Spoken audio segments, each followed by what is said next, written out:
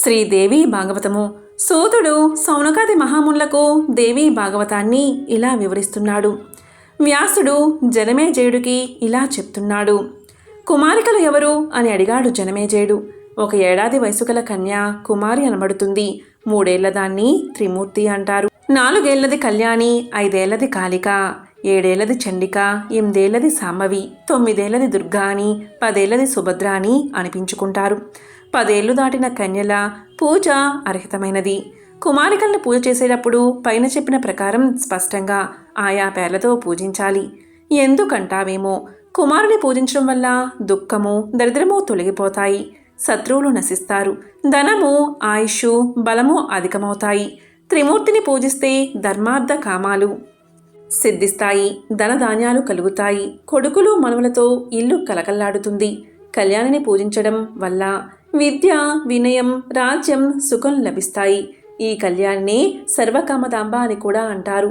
రోహిణిని పూజిస్తే రోగాలు నశిస్తాయి, కాళికను పూజ చేస్తే శత్రునాశనం, చండికా పూజ వల్ల ధనము ఐశ్వర్యము కలుగుతాయి, సాంబవిని సేవించడం వల్ల పేదరికము దుఃఖము పోయి సమ్మోహనం లభిస్తుంది, యుద్ధంలో విజయం కలుగుతుంది.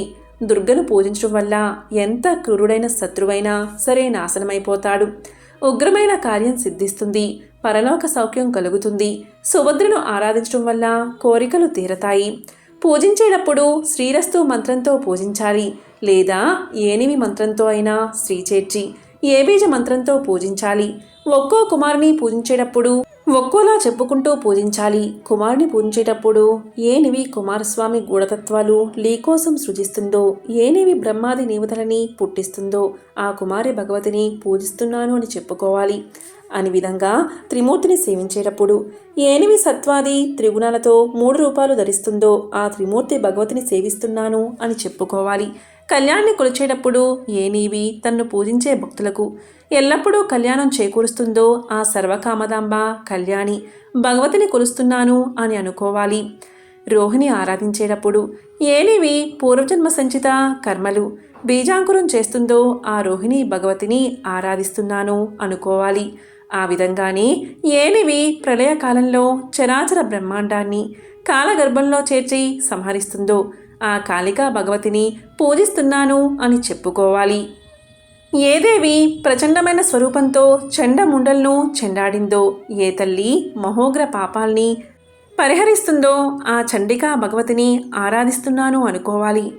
ఏ దేవి విట్టువును వేదాలు ఆ కారణమయ్యాయో ఆ సాంబవి దేవిని కొలుస్తున్నాను అని సాంబవిని, ఏ జనని భక్తుల మహాపాపాలను మట్టుబెడుతుందో, కష్టాలను కడతెరుస్తుందో నీ స్వరూపం దేవతలకు కూడా తెలియదు ఆ దుర్గాదేవిని పూజిస్తున్నాను అని దుర్గను, ఏ స్వామిని తన్ను పూజించే భక్తుల్ని అన్ని విధాలా కాపాడుతుందో ఆ సుభద్రని పూజిస్తున్నాను అని సుభద్రను పూజించాలి. అవయవ లోపం, కుష్ఠవ్యాధి, కురూపులు, శరీరంలో దుర్వాసన ఉన్నది, పాపాత్ముల ఇంట పుట్టినది, పుట్టుగుడ్డిది, కురూపి, ఎక్కువ రోమాలు కలిగినది, ఈడేరు చిహ్నాలు కలది, బలహీనంగా ఉన్నది, నెలలు నిండకుండానే పుట్టినది, అవివాహితకు కలిగింది, ఈ పిల్లలు పూజకు పనికిరారు, ఒకే వంశంలో పుట్టిన కన్యలు పూజించతగ్గవారు, సర్వకార్యసిద్ధికి బ్రాహ్మణ కన్యలకి, విజయాలకు క్షత్రియ కన్యలకి, ధనం కోసం వైశ్య కన్యలని, వంశవృద్ధికి శూద్ర కన్యల్ని పూజించాలి.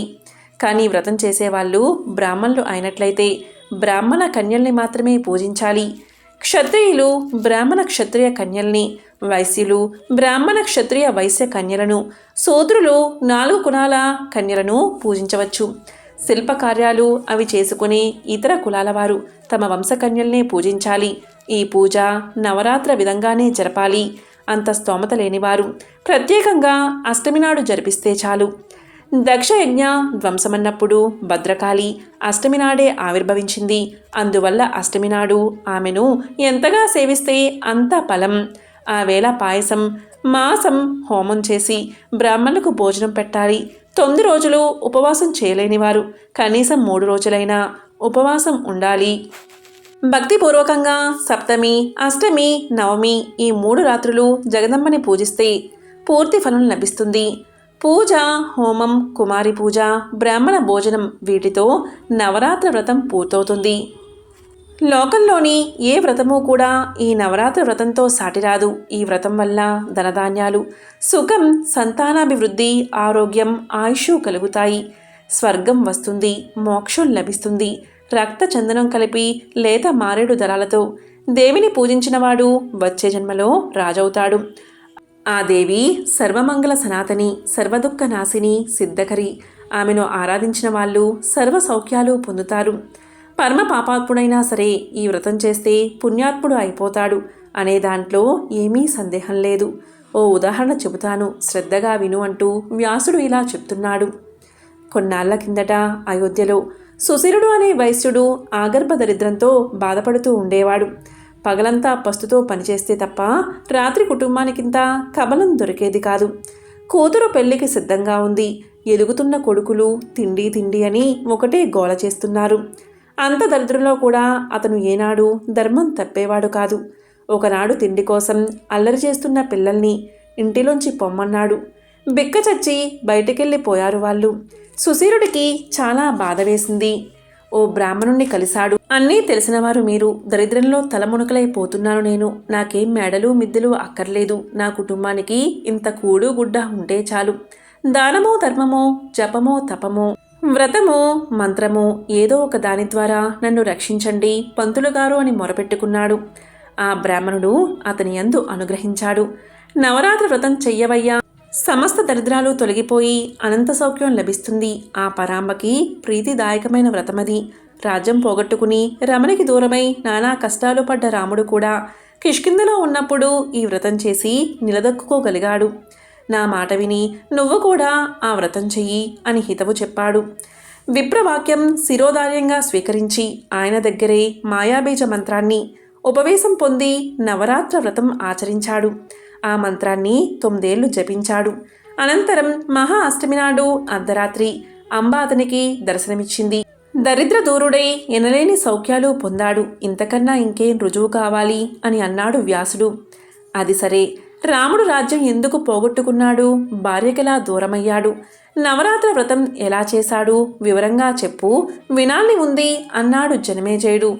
ఈ విధంగా వ్యాసుడు జనమేజయుడికి దేవీ మహత్యాన్ని చెబుతూ ఉండగా సోతుడు సౌనకాది మహామునులకు దేవీ భాగవతాన్ని వివరిస్తున్నాడు. ఓం శ్రీ మాత్రే నమః.